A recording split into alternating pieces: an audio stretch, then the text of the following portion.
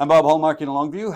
I'm at Longview PD today for a celebration, but this is not a retirement. This is a celebration honoring someone who has put in 35 years of service in the very demanding job sometimes of a dispatcher.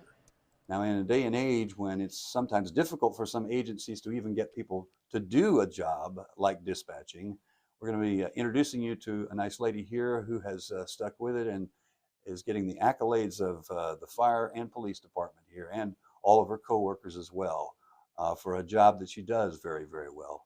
And we're talking right now with Debra Raven. And Debra, you started in 1988, Yes. and I guess there was something about the job that you really did enjoy. Otherwise, you would not have stayed with it for this long.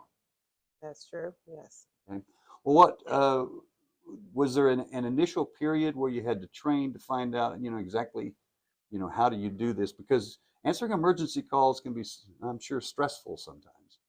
Well, when I started, the phone system was totally different from what it is now. So yes, we've been through a lot of changes here and there. So yes. Mm-hmm. Now, this is a job that you can't take lightly if you get into it, because, like we have heard before, sometimes lives depend on one person, and that one person is you that answers the phone. Yes. Can that be a stressful point for you, or do you have to really kind of maintain your calm the whole time?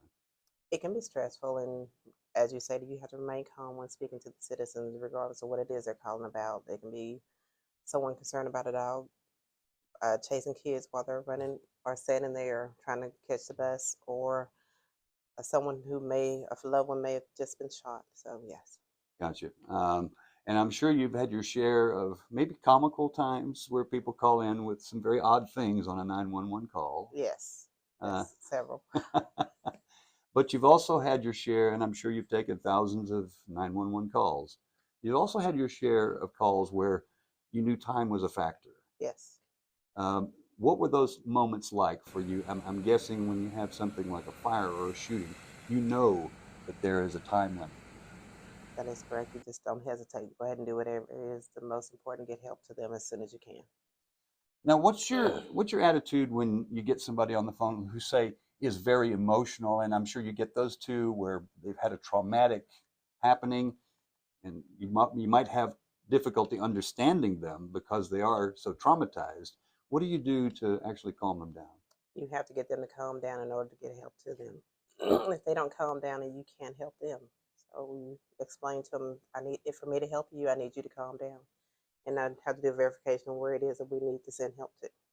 And that's the technique, isn't it? Is you want them to understand that you're there to help, yes. And you just simply want them to calm down and tell you what's going on. Yes. And I'm guessing you have to have a pretty good memory when you do this as well. Yes.